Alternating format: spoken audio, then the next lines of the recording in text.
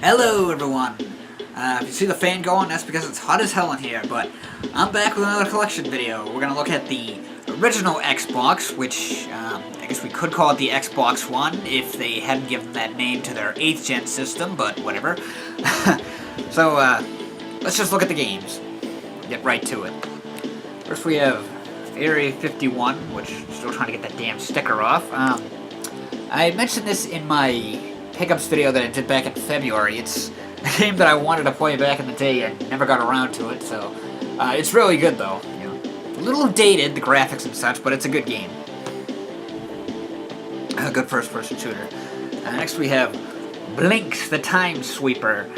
This was basically Xbox's shot, if you will, at trying to make a platformer mascot, but unfortunately, like a lot of Xbox's franchises, I don't think it did too well, which is why he's kind of faded into obscurity. It's a pretty good game, though. Next we have Capcom Classics Collections, Capcom Arcade Classic Collections Volumes 1 and 2, or whatever you want to call it. I like both of these, but I think I like the second one a little bit more, because there's quite a few beat-em-ups in this, including King of Dragons, which was always a favorite of mine. I never played the arcade version, but I did play the Super Nintendo version back in the day. Yeah, I loved collecting these collections during the during this generation, this era, because it was a good way to play retro games at the time. Like, well, one way of doing it anyway. Next we have Destroy All Humans and Destroy All Humans 2. I think I got them backwards. I talked about these more in my top 5 franchises of the 6th gen video. They're pretty much like Grand Theft Auto, except you play as an alien. I loved these games, and I think there was only 4 of them, not counting the like remastered one. One of them was exclusive to the Wii, which was weird, but yeah, I miss these games. They kind of, I guess you could say they went under with THQ or something, but yeah, the first one is mainly taking over the U.S., and the second one is like you go all around the world and even to the moon. You know, loved those games though. I'd love to see them come back. You never know. Maybe somebody will adopt them or something. Doom 3, which I didn't play too much of this because I think my brother got it for me for Christmas one year, and it was kind of late in the Xbox's lifespan, so I need to go back and play it. I mean, I know a lot of people weren't too crazy about this one, which it is like kind of, yeah, it's alright, I guess, but and the weird thing was that when they finally made a Doom movie, they made it more based off of this version, and which was weird because in my personal opinion, the Doom movie was the worst video game-based movie ever made. I mean, that's just my opinion. Next we have Dungeons & Dragons Heroes.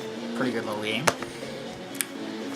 Dynasty Warriors 4, which I think this was the first Dynasty Warriors game I ever played, and I think this one had the best music.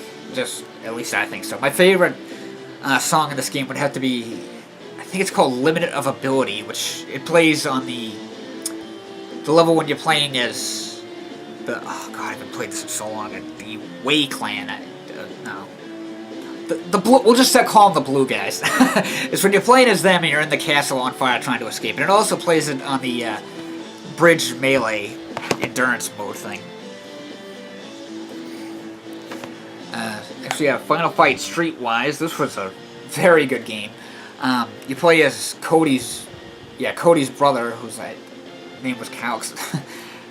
I remember this was the reason I'm kind of rusty here is because it was a good game, but God, I beat this probably like right after high school, which literally was like 12 years ago. Good game though, definitely worth checking out. Fusion Frenzy, which was a Xbox launch title. It was another one for the 360, which apparently didn't do too well. I still kind of want to play it. You know, they really ought to bring this back. Some of these, I mean, not counting like backwards compatibility or anything. I mean, just literally make like a new Fusion Frenzy game. It's kind of like a futuristic American Gladiators. It's fun to play with friends. Next, excuse me a second. So, Sounded like I was making out with a water bottle. We have Gauntlet Dark Legacy. God, I dumped so many hours into this game. And I've actually been wanting to play it again. I've been dying to play it again, or play through it again. Now this was technically like a remake of Gauntlet Legends, which I remember playing that in the arcade, and there was 4 worlds or realms, whatever you want to call them, which there was the mountain, the castle, the desert, and the forest. With the N64 port, I'm not too sure about the PS1 version. I think that one had the arcade levels, I'm not sure, but I know the N64 version had, of Gauntlet Legends, the forest and desert were replaced with a snow level and a town that was hit by a plague, so you fight like zombies and stuff. And so all 6 of those levels are in this one, as well as 2 new levels. And there's also 8 new characters.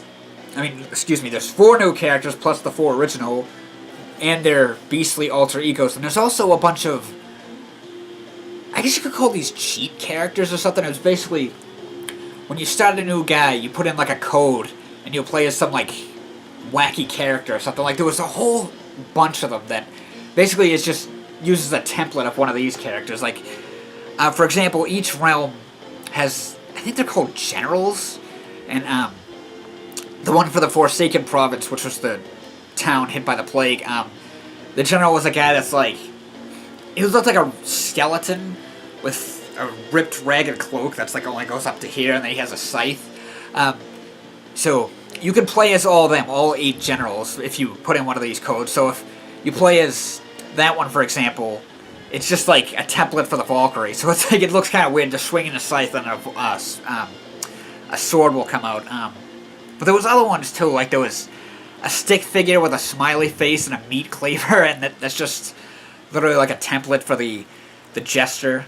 And there was a bunch of other ones too. I think my brother had like an old book that showed you how to do them all. Next we have Grand Theft Auto San Andreas. My brother gave me this when he moved out of our mom's house. I never got around to playing it because I like Grand Theft Auto, but it's not a game that I like. Yeah. It's not a series I'm crazy about, we'll put it that way. Lego Star Wars and Lego Star Wars 2, this was like the Clone Wars, this was the original trilogy. Kung Fu Chaos, which was another Xbox launch title. It's pretty much like Mario Party, but like more goofy. It takes place in the 70s. It's actually a really fun game. My favorite characters would have had to have been the Ninja Girl and the Monkey, which, sure enough, they're both on the cover, ironically. Metal Slug 4 and 5. I remember playing I played the first 3 in the arcades, and I played the 4th one in a bowling alley, and then I never played the 5th one until I got this collection. Or this set, dual set thing, which was great. I have another set, the full collection on the Wii. I think it's called Metal Slug Anthology. Another collection, Midway Arcade Classic Treasures, yeah. I still want to get the sequel to this, even though there's plenty of other ways to emulate and stuff. I still kind of want to get that. Next we have Mortal Kombat Armageddon, this game was awesome. I really enjoyed it. Like, I like the idea of it, how it's almost like a second trilogy game, basically, and like, it was almost like the end of the world, basically, hence the Armageddon title. Oddworld, not just Odyssey. Now, the thing with this game, excuse me,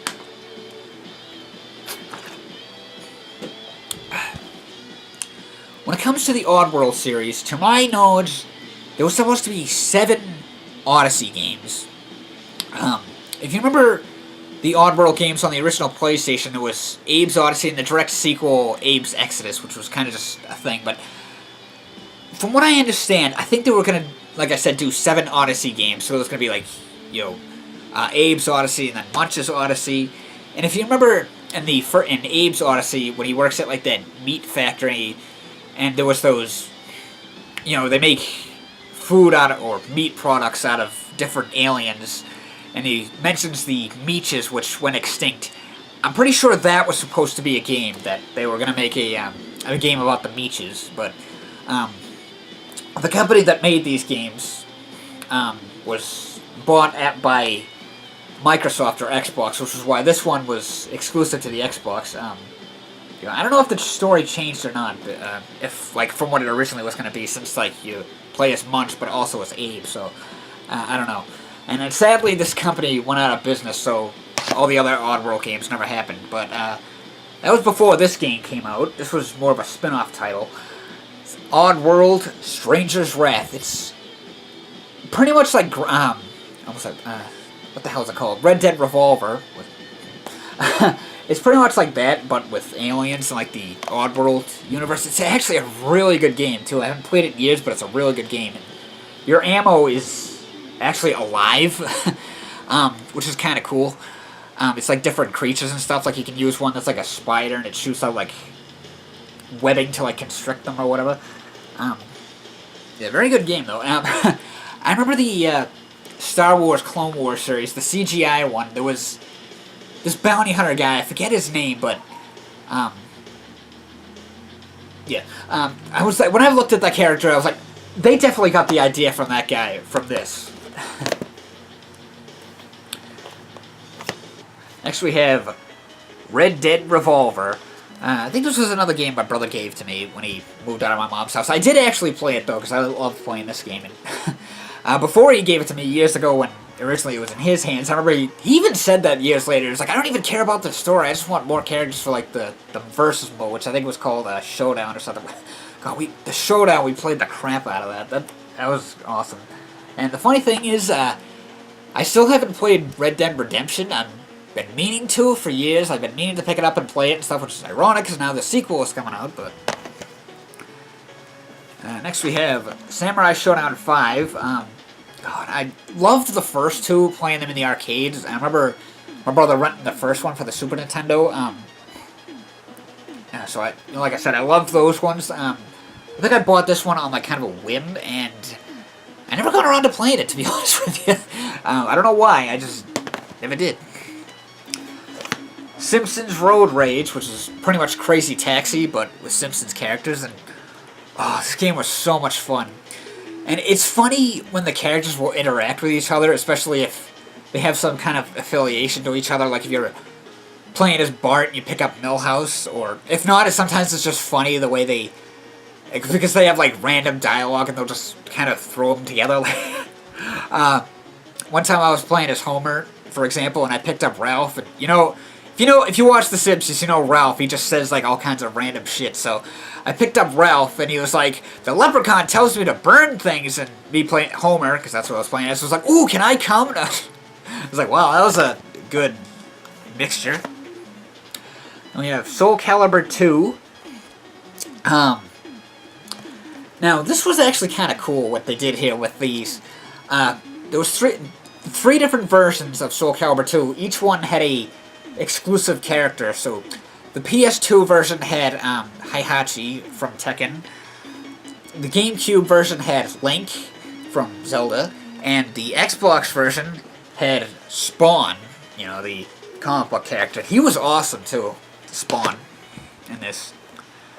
Star Wars Battlefront, and Star Wars Battlefront 2, which, God, I played the crap out of these games, especially the second one. I love that. I'll still dig this out to play it. I have no interest in the new ones by EA, because it's like, it's literally just like, if I went out and bought the new Star Wars Battlefront games, it's like, basically I'm buying a game I already have, like paying $60 or whatever, like, cause I've seen the first one for $20, like, as a greatest hit or something, but whatever, and it's like, I'm buying a game I already have with literally, like, just for updated graphics and like half the content, so to speak, because, the whole loot boxes thing, and, yeah.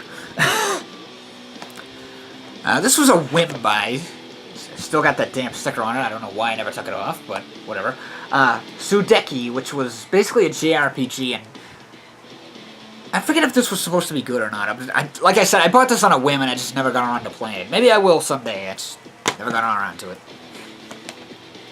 Next we have Taito Legends, which is another collection. some good games on there, not just Bubble Bobble and stuff. And we have Tony Hawk's Underground, another game I played the crap out of. I know I keep saying that, but Ultimate Spider-Man. This was a good game, but I haven't played this in years because, to be honest, I'm not as crazy about Spider-Man as I was back in the day. I was probably like 19 or 20 when I picked this up, so like I said, it was a good game. I just, and I liked playing it. I'm just not as obsessed with Spider-Man as I once was, like when I was a kid, teenager, and whatnot. And then we have WWE Raw 2, or yeah, Raw 2. I talked about this more in my, another one that I talked about in my top 5 sixth-gen franchises. This was back when the 3 different systems had their own unique wrestling game, and this one probably had like one of the best entrance creation modes in like the history of wrestling games. Like I said, I talked about it more in that other one. Worms 4 Mayhem. Now,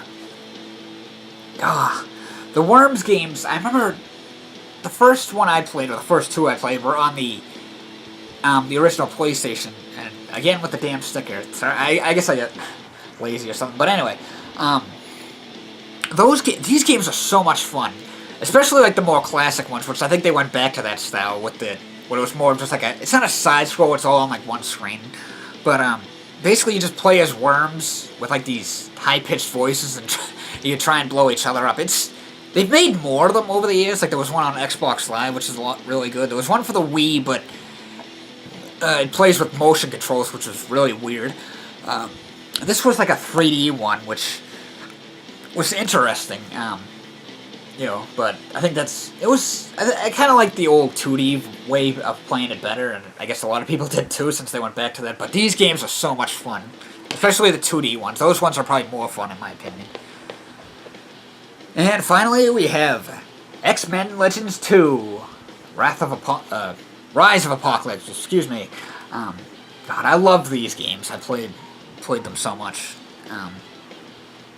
I had this on GameCube, and I think I sold it and then rebought it on Xbox. Why? I don't know, but another franchise I talked about in my 6th-gen franchise videos. So that's my whole Xbox collection. I haven't bought any games for it in a while. It was, probably the last one I bought for it was Area 51, but I guess that's about it for this week, folks. So, as always, thanks for watching, and I'll see you next time. Have a nice day.